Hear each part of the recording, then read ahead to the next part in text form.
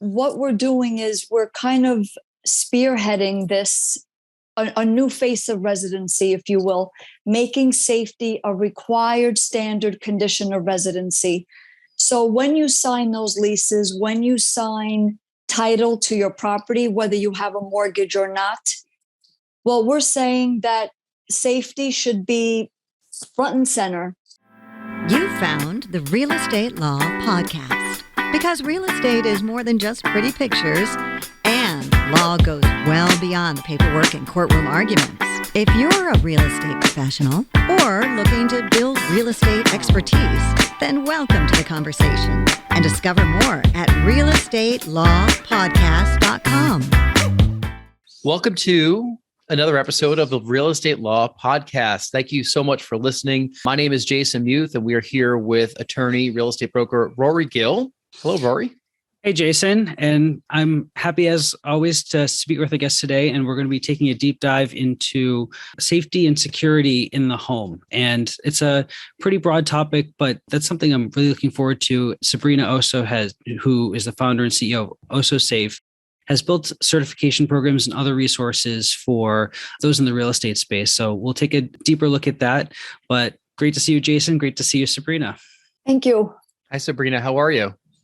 Very well. Thank you so much for having us on your podcast. This is so great, especially whenever it's about real estate. I love talking about it, and it really bridges what we're doing. So thank you for the opportunity. Oh, sure. You actually bring a really interesting angle that we haven't spoken of too much on this podcast. A long time ago, we did an episode about safety for real estate agents at open houses.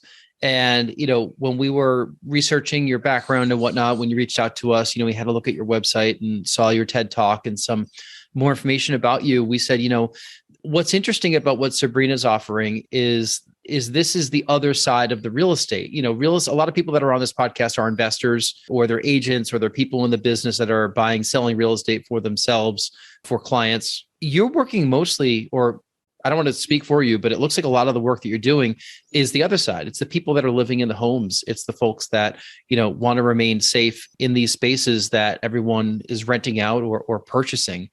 So why don't you tell us a little bit about OSSO SAFE, how you started the business, what you guys do, and, what your mission is. Thank you again for the opportunity. We see real estate in this fashion. No one should live with violence, abuse, chaos, dysfunction. No one, especially children. Whether you live in a townhouse, a co-op, a condo, a single-family home, a multifamily dwelling, a two-family home, a villa, a mansion, a mobile home, no one should live with abuse in any capacity, not verbal, not physical, not sexual abuse. So what we're doing is we're kind of spearheading this, a new face of residency, if you will, making safety a required standard condition of residency. So when you sign those leases, when you sign title to your property, whether you have a mortgage or not, well, we're saying that safety should be front and center, right at the top of the list, because everything else is secondary. And I speak about this in my TEDx talk. So the way OSSO SAFE got started, I am a former victim of violence. My father beat my mother on a regular basis. I've had enough years of therapy.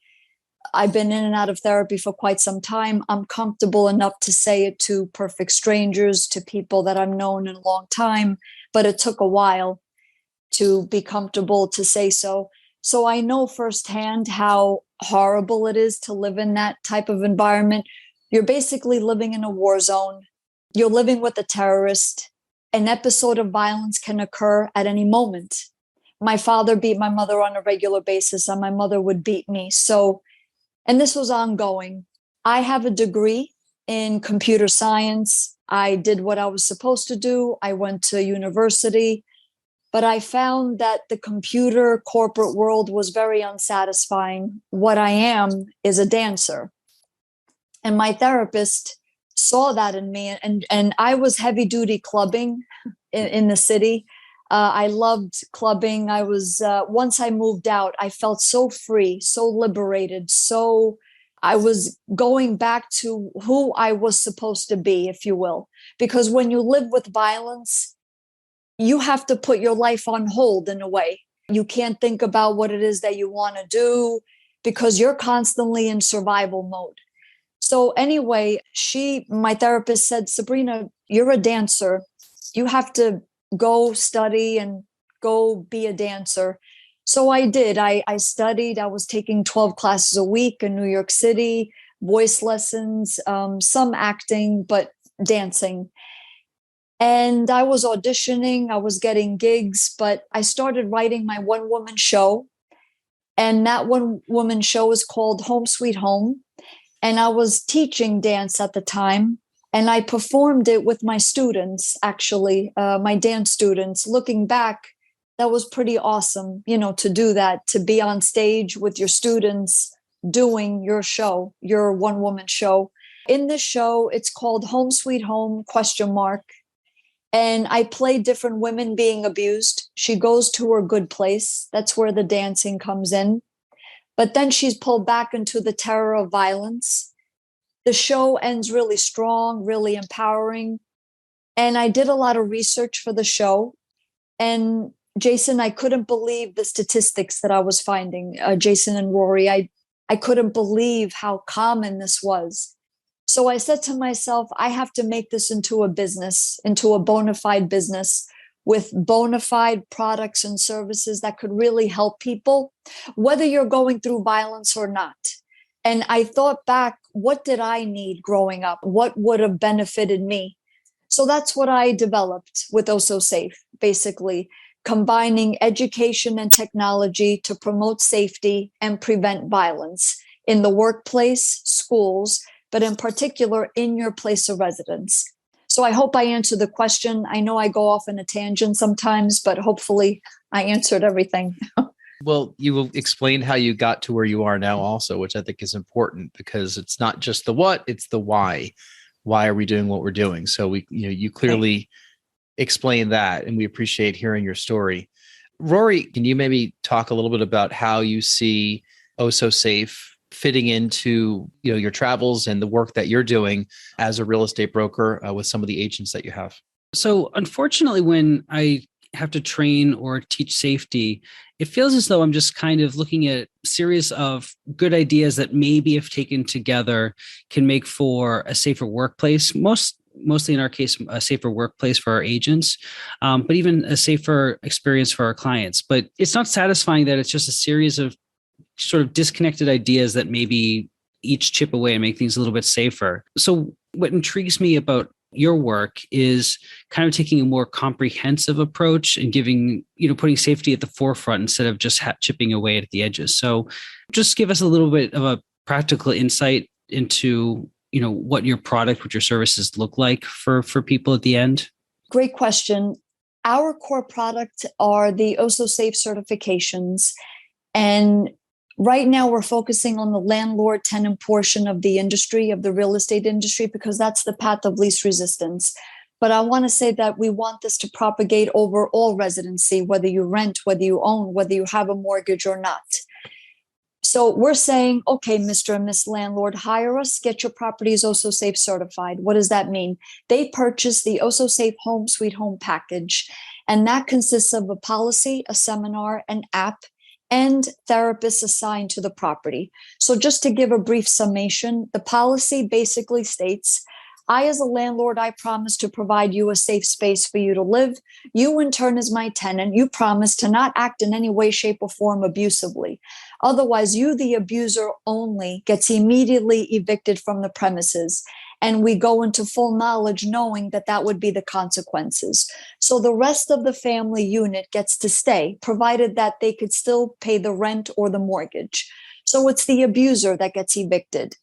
That's the policy. The seminar is everybody gets educated on facts, statistics, warning signs, definitions of abuse, the difference between abuse and discipline, just to name a few items, because I feel like we should know these things, but a lot of people, I think, whether they realize it or not, and abusers know when they're being abusive. So I'm not making excuses for them, but this education is basically a blanket education for everybody, new and existing tenants. So you're going to know that, oh, pulling hair constitutes abuse.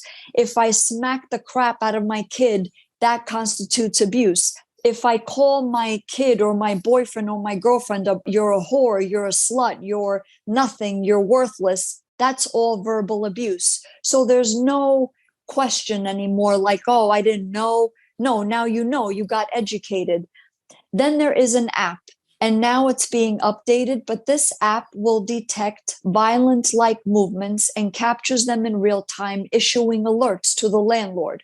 So let's say a landlord has 10 units. Well, they're going to get an alert.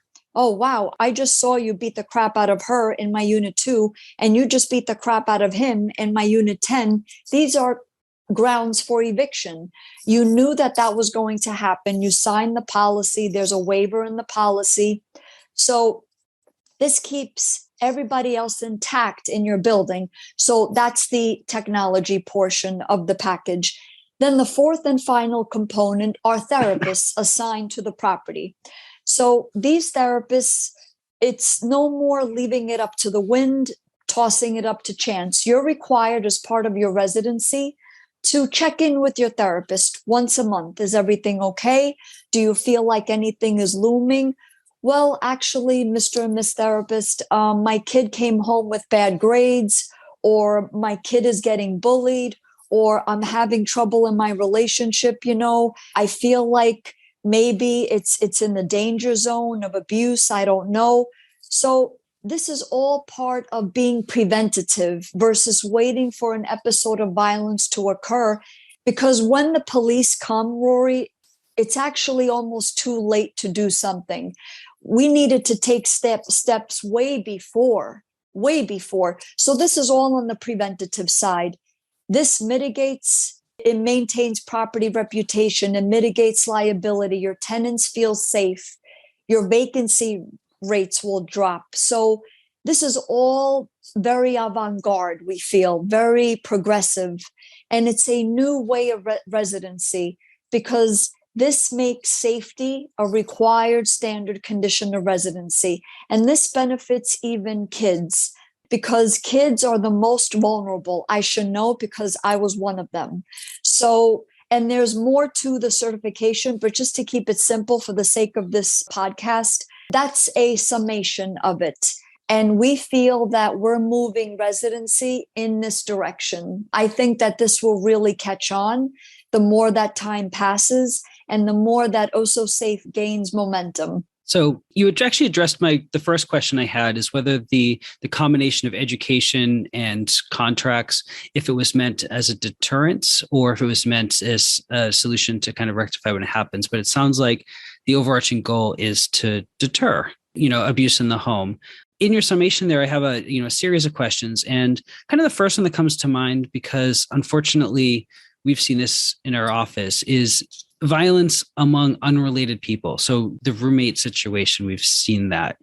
Has your model been used before for, roommate situations where you have kind of a household, but an unrelated household? Oh, it applies. It applies because in all leases, you have to state, and because you're a real estate broker, you have to state who is in the residence. So it's all residency, even dorms. This could be applicable in dormitories, really, because it's all part of residency. So whether you're married or not married, boyfriend, girlfriend, you could be living with your ex, you could be living with your grandparents, your aunts, your uncles, roommates, as you stated.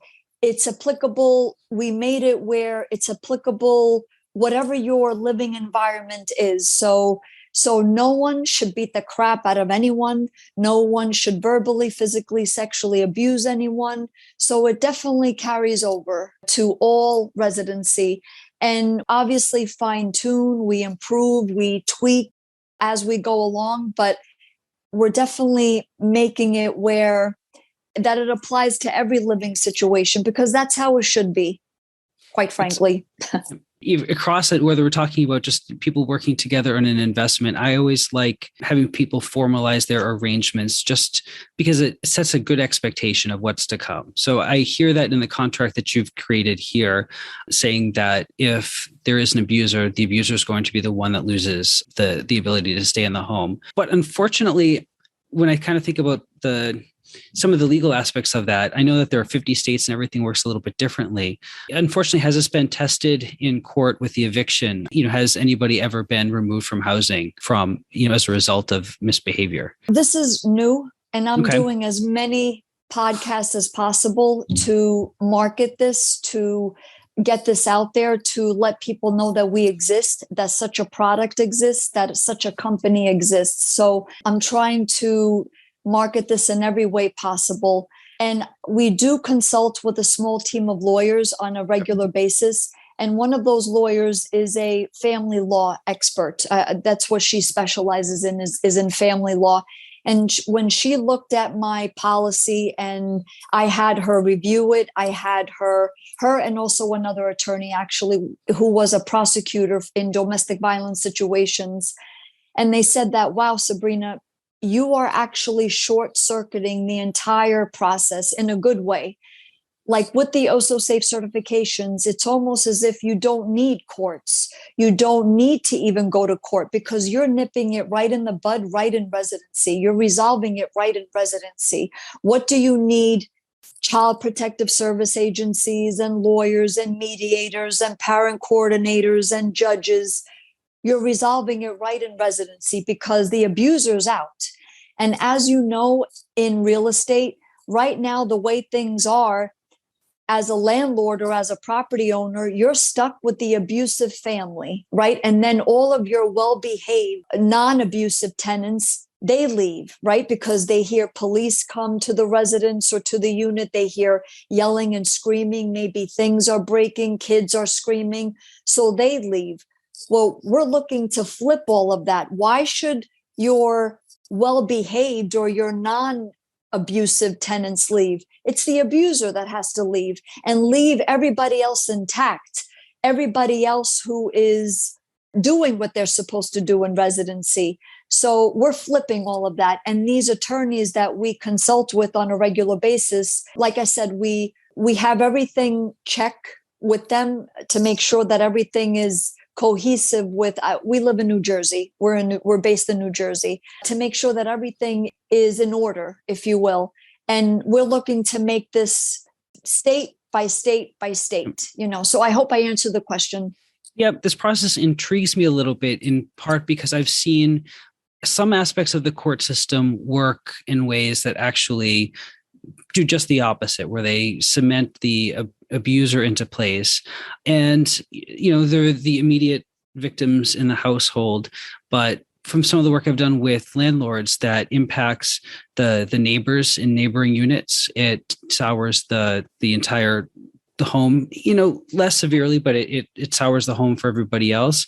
It makes the landlord's experience very difficult as they try to navigate something outside of their realm. So I ask where it's held up because I'm intrigued by the idea, and I hope that it does get held up, does meet the test of the court system, because I've seen the courts do some pretty bad things, either just by delaying the action or worse. The other application that I see something like this helping is, unfortunately, in cases of divorce, where some legal advice that I've heard other divorce attorneys say, now this is something that, this is not advice I've ever given, but where they've asked people to try to stay in the home as long as possible, even if it's a terrible situation, to help them preserve their rights to title to the home in the divorce or their rights to custody later on.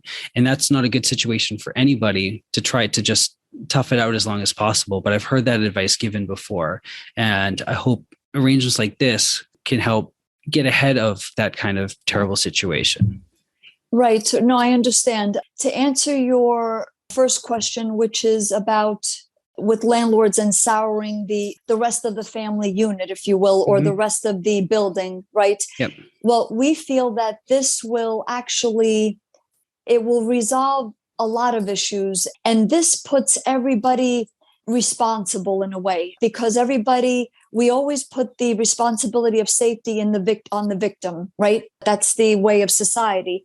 But with the OSSO SAFE certification, the burden is not on any one person. And it's not really, and burden is not even the right word. It's everybody's responsible for their safety. The landlord, the property manager, the superintendent, the tenant, the husband, the wife, whatever your living arrangement is. So it's not just on one person and where you're expected to leave. And so, like we said, this is all, you're held to a higher regard, a higher standard in an OSSO SAFE certified property. And we feel that this will really catch on, and people will demand that they want to live in an OSSO SAFE certified property, because they feel like, wow, my kids will be safer. I don't have to worry about some sex offender in the building. And even if there is one, well, we have systems and mechanisms in place to evict them or to keep them on watch and say, look, you're going to be held responsible because you're in an OSSO SAFE certified property. Safety is on the forefront. It's the focal point of residency. So we feel that this will really resonate with people on a positive level, on multiple levels. So I hope I answered that question. I wanted to speak a little bit to those who listen to the podcast who are landlords and investors. Aside from subscribing to the OSSO SAFE system, what are just some advice that you could give to landlords on how they can make those homes safer? Which is probably pretty obvious. Hire us, get us into your buildings, get us into your, whatever it is. It could be a 2-family or multifamily dwelling. We feel that this will be the future of residency. And when I say future, I mean now, not in a couple of years, right now. If anything that COVID has done on a positive level is to really shed a light on how important it is for residency to be safe, because our homes have become our schools for our kids and our workplaces, if you will. So if your home is not safe, well, there goes your workplace and there goes your schooling for your kids and your residency, period. So it has highlighted that. So I feel that landlords, they need to be more to talk about it. And we make this very easy, if you will, because we have the seminar. We talk about it. We say, look, we don't allow, and we have systems in place and technology to say, wow, it picked up a rape or a would-be rape. It picked up you pulling her hair. It picked up you beating the crap out of your kid. So that's the technology portion of it that I think is a new way of residency, if you will. But landlords, you could say, I don't speak to your tenants before they even enter. I don't tolerate any abuse. We're pro safety. And that means beyond the asbestos and making sure that the heat and hot water and electricity and central air and concierge and all the amenities, we have to talk about it, to educate on warning signs, to say, look, we care about what happens behind the 4 walls, beyond signing the leases, being really open in that manner. Because in fact, when I speak to people, and I am a real estate agent, landlords say, Sabrina, the first and foremost problem that we have as landlords is domestic violence. And we don't even like to call it that. We prefer to say home violence because it's more inclusive.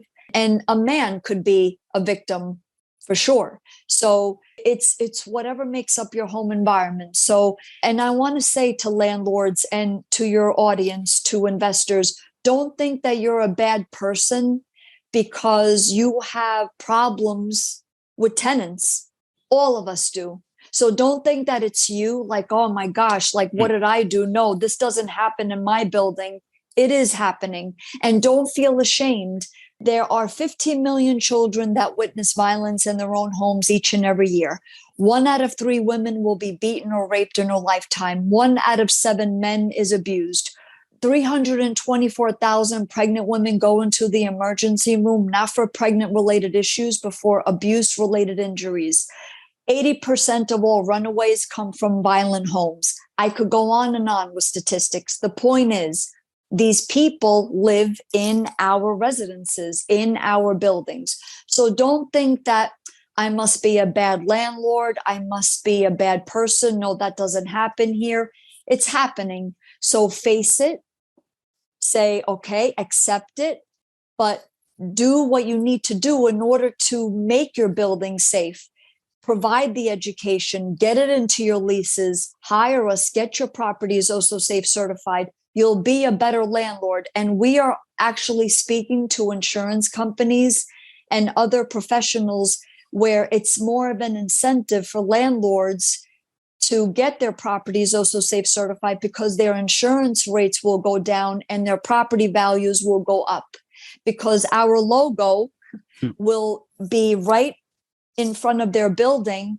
And that way, any pedestrian traffic, any vehicle traffic, people looking for a place to live, wow, I know what that logo means. It means it's home violence conscious. They promote safety. I would rather live in a building that is home violence conscious, that is OSSO SAFE certified versus one that isn't. So that's a plus for a landlord. I hope I answered the question. I know I go off on a tangent, but to address your divorce question, again, this applies for divorce couples too.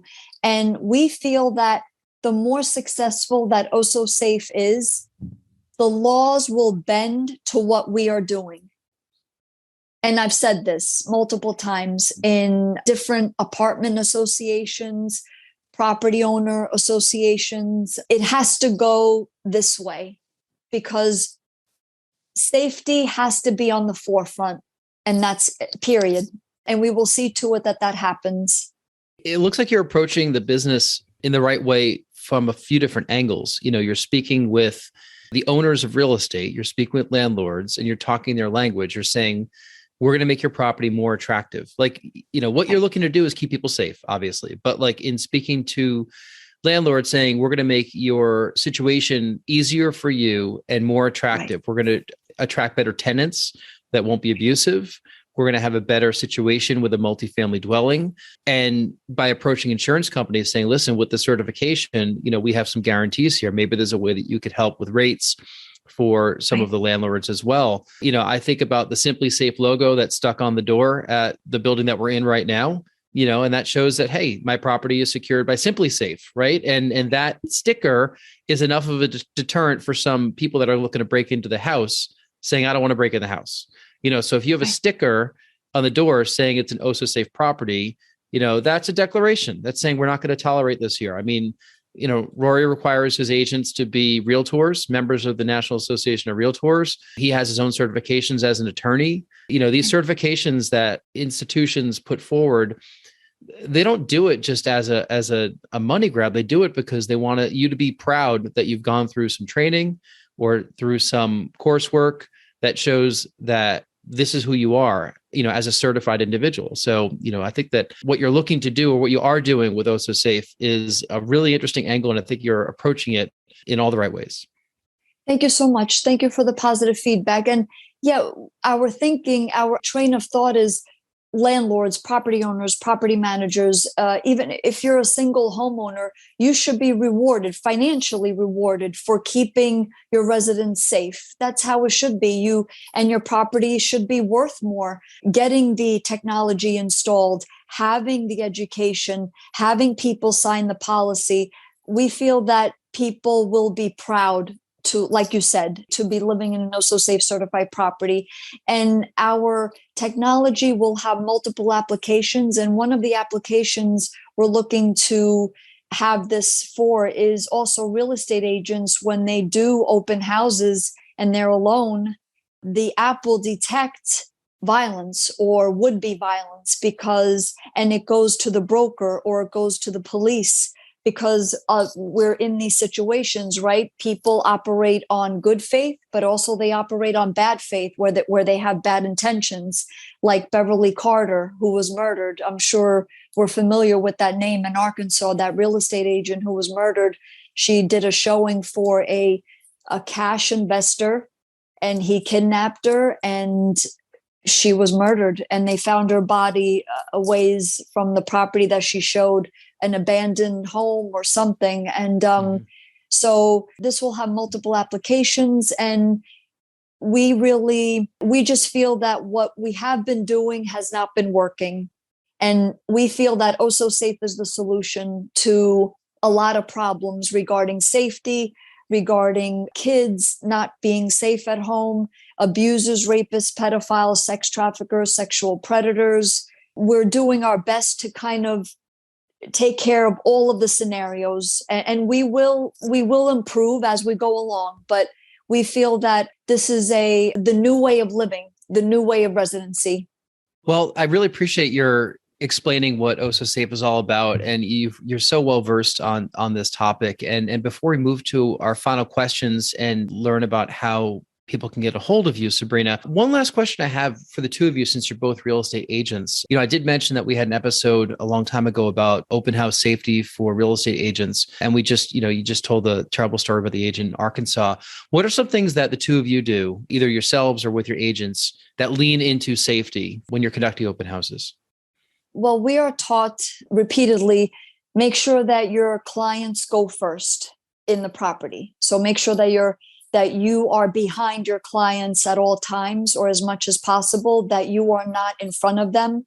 To have someone else with you at open houses or showings, although that is very difficult, and you shouldn't have to do that, right? You shouldn't, especially as a woman, you shouldn't have to do that. But they do say that to always work in pairs at showings, work in pairs at open houses, no matter the time of day or night. They say the usual thing, like bring mace, have mace with you, make sure that you have someone that knows where you are at all times. But I have to say, all of the precautions are secondary. What we need to do is raise our boys not to become abusers, rapists, pedophiles, sex traffickers, and sexual predators when they grow up. And that starts right when they're very young. And please don't misunderstand me. That's not to say that women are not abusive, that they can't be abusive. Most certainly they can be, and they are. But I went to a seminar that I wish my brokerage firm made it mandatory. I just went on my own. And the real estate agent, or the cop, I think it was an undercover policeman, it was so powerful. He walked in, he was very thin, pretty thin, and he had on a suit. And the way he opened up his seminar, and this is for real estate safety, he walks up to the front of the room and he pulls out all of his weapons. I could not believe my eyes how many weapons he had on him. He had, I'm not exaggerating, about 25 ways to take someone down. A gun, rope, a knife, a machete, a pen, a cord, a hammer. He had all of this on him and all hidden. And he was pretty thin. It wasn't like he was a big guy with big pockets. And it was a real eye-opener to me how skilled these criminals are. So I would say having your agents go to these seminars and making it mandatory is really important. So I'm sorry, Rory, did I take up your time? But these are some of the ways that, to try to stay safe on my end. Yeah. No, I mean, I don't have a lot to add because this is unfortunately where it feels as though we have a series of just small good ideas that maybe work together. But for private showings, we've recently started requiring IDs being logged for all of our private showings as a way to, deter certain people. And most importantly, we let people know in advance that when we meet for the first time, we're going to be checking your ID. And that's just one way to maybe deter a certain type of abuser. Right. Yeah. I've heard that. Yes. Mm-hmm. I mean, it's a lot to think about. And, for everyone listening to this podcast, rewind it and listen to it again, because this is a serious topic that, we need to have safe spaces for our homes, and we need to be safe when we're working in this industry. And, we appreciate all the comments on this. And, I think that if you were to just check out Sabrina's website, which is ossosafe.com, and we'll put this in the show notes, there's a whole lot of information there. A lot of the talks you've done, I think the videos are on there, or they're up on YouTube, so we'll make sure everyone knows how to find all that in the show notes for the episode. So why don't we ask the final few questions that we ask of all of our guests, just as a way to wrap it up and, learn a little bit more about you beyond just the work that you're doing. The first question, that you've had a TEDx conversation, right? You are a TEDx speaker. So it's about this topic, but if you can get on stage and not prep anything, 30 minutes talking about anything in the world because you know it so well, probably not related to your work, what would that be? Dance. Anything dance, all dance, just ballet, jazz, theater, Latin, partnering, point, tap. Yeah, all dance. And it is related to OSSO SAFE because we do incorporate that with OSSO SAFE, especially when we go into schools and universities. But yeah, dance. Dance seems like it's getting more and more popular. You see it all over TV now, with all the competition shows.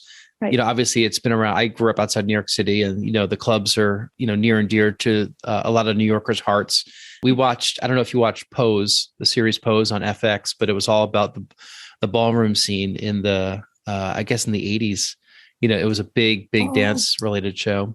And our daughter loves dancing. Like she's probably going to have to do dance lessons soon. She always slips on her slippers, she calls them, and then she starts dancing. That's great. Yes. I have to catch that Pose. I have to look into that.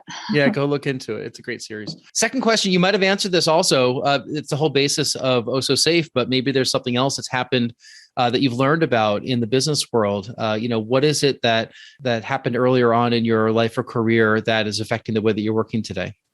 Just turning my pain into power over and over again.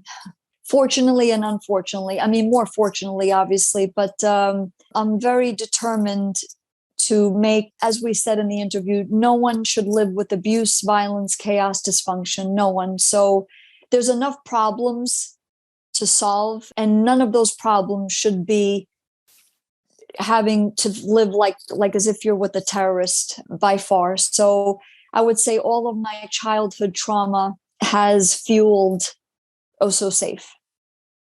Right. Powerful statement. Our final question for you is, what are you listening to or watching or reading these days? I loved The Limelight. That was my favorite club in the city. So I have to get Peter Gatien. He was the owner of The Limelight. So it's not a book that I have yet, but it's on my list. So I have to get that book, especially now that I said it on your podcast. So I have to go get it. And I forgot the title of it, but he wrote like an autobiography. And like I said, it was so freeing. And I thank him for that whole club scene. It was so liberating for me. So that's a book that I definitely have to get. And it slips my mind right now, but he wrote it recently within the year. I'm sure a couple quick keystrokes on Google and we could probably all find it very easily. So yes. Yeah. I think The Club King, maybe The Club King, something like that. Yeah. Look for that. And we'll add that to the show notes also if we could find it.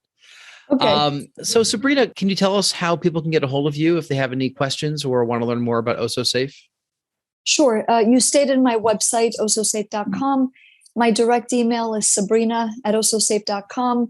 I am on all the major social media platforms, LinkedIn, Facebook, Twitter, Alignable, Instagram. My TEDx talk is out there. I also have a YouTube, so anyone can just YouTube Sabrina Osso, but also OSSO SAFE Kids. It's a platform that I've created recently, about 6 months now. I'm speaking to all kids, both ones that are safe at home and ones that are not, to talk openly about their abuse and to say that they want to live in an OSSO SAFE place. I have wristbands made with the OSSO SAFE Kids words on it, and I'm trying to get this into schools. But kids, and I want to mention, in an OSSO SAFE certified property, kids have rights. And we don't wait until they're 18 for them to be able to speak on their own behalf. If they're 5, 6 years old, they have a say in an OSSO SAFE certified property. So that's ingredients for another interview, I think, because waiting until they're 18 is way too late. So yeah, so that's how people can find me. And I want to thank you and Rory again for the opportunity. Yeah, thank you for sharing your story and explaining OSSO SAFE and the origin of your business and, what it takes to build a business like this and what goes into being an OSSO safe environment. So, we'll look forward to seeing how your story evolves, and we'll have to follow up and learn more about OSSO Safe Kids also once that's off the ground further. Absolutely. Rory, where can people find you if they have questions? They can find me at my brokerage's website, Next Home Titletown. That's nexthometitletown.com, or my law practice's website for Urban Village Legal, urbanvillagelegal.com. And we'll put all those links in the show notes, along with all the links to find Sabrina relatively easily. So thank you once again. Thank you for sharing everything, Sabrina. And thank you for listening to the Real Estate Law Podcast. If you've enjoyed this episode, we would encourage you to like us or subscribe to our YouTube channel or give us a review on iTunes. It all really helps get our message out to more folks. So on behalf of the Real Estate Law Podcast, I'm Jason Muth, and thank you so much for listening. Thank you. Thank you. This has been the Real Estate Law Podcast. Because real estate is more than just pretty pictures, and law goes well beyond the paperwork and courtroom arguments. We're powered by Next Home Titletown, Greater Boston's progressive real estate brokerage. More at nexthometitletown.com. And Urban Village Legal, Massachusetts Real Estate Counsel, serving savvy property owners, lenders, and investors. More at urbanvillagelegal.com. Today's conversation was not legal advice, but we hope you found it entertaining and informative. Discover more at realestatelawpodcast.com. Thank you for listening.